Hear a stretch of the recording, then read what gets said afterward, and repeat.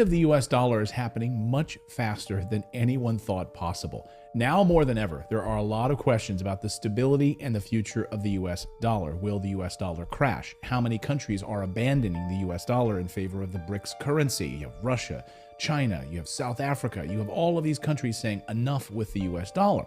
So we're going to unpack this today on today's show. Let's get into some of the nitty-gritty details here about the dollar, which has held its power in global trade for decades, of course, since World War II. It's been the principal reserve currency of the world. So what exactly does that mean? Well, a reserve currency is held and used by institutions and central banks around the world for international transactions. Major commodities like gold, lumber, oil, all priced in dollars. We'll settle our oil transactions in petrodollars, right? We're going to use US dollars to settle those transactions.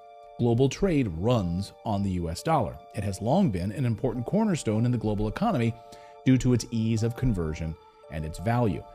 And of course, the United States would back the US dollar with the power of the US military. That was the agreement made during the Bretton Woods Conference, right? We will police the waterways with our US Navy to secure the trade routes, but you will use US dollars. But over the past several decades, the inherent value of the dollar has been in massive decline. In 1971, the US dollar's departure from the gold standard led to a major devaluation of our currency. And this was just the first time the dollar has declined. These periods of falling and regaining value are known as super cycles. Each dip is essentially correcting an overvalued dollar. Many economists today think that America's currency is due for another correction, just like previous super cycles. And more countries are starting to seek autonomy and diversification away from the US dollar. Look at all throughout Africa right now. Not to mention, in recent history, China has become an economic powerhouse. Sanctions enforced after the invasion of Ukraine have encouraged more and more countries to turn towards other currencies. Seeing what the United States has done to sanction Russia, Putin announced an intent to create an international currency standard. And even France has been leaning less and less on the US dollar. These are just a few examples, many more to speak of, all throughout Latin America and Africa and the rest of the Middle East. So when asked about these global issues and their impact on the dollar as a world currency, here's what Janet Yellen, U.S. Treasury Secretary, had to say about it. She said, quote, "We should expect over time a gradually increased share of other assets in reserve holdings of countries." And the Federal Reserve itself lists some challenges the dollar is facing. Let's read right from the source, right from the Fed website.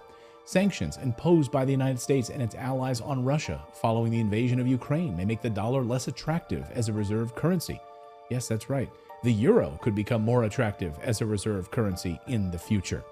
And they also point out another source of challenges to the US dollar's dominance could be the continued rapid growth of China, which is by far the world's largest exporter, though it lags behind the United States. By value of imports, Chinese GDP already exceeds US GDP on purchasing power parity basis and may exceed US GDP in nominal terms in the 2030s.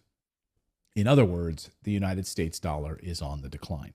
Despite these glaring issues, American politicians like to affirm that the dollar's position as a global currency is strong, but clearly there's been a slow burn happening behind the scenes for decades. Bit by bit, other countries are trying to establish independence and chip away at the dollar's role as the most prevalent reserve currency. Now, some may argue that the biggest threat to the future of the US dollar is the US government itself. National debt continues to climb at astronomical rates. I'm one of those people that believes that's the case, right? When you have unbelievable national debt on top of 9 wars that you're carrying out throughout the world, and you're funneling billions more to Ukraine and Israel, that is not sustainable. We are our own worst enemies, right? So you mix high debt, high inflation, it could very quickly result in a crisis for the US dollar. Now, regardless of what ultimately happens with the dollar, now is the time to think about how to protect yourself. We're in an environment right now with high inflation, tons of economic volatility. Americans are losing their jobs left and right, while debt on both a personal and national level is out of control.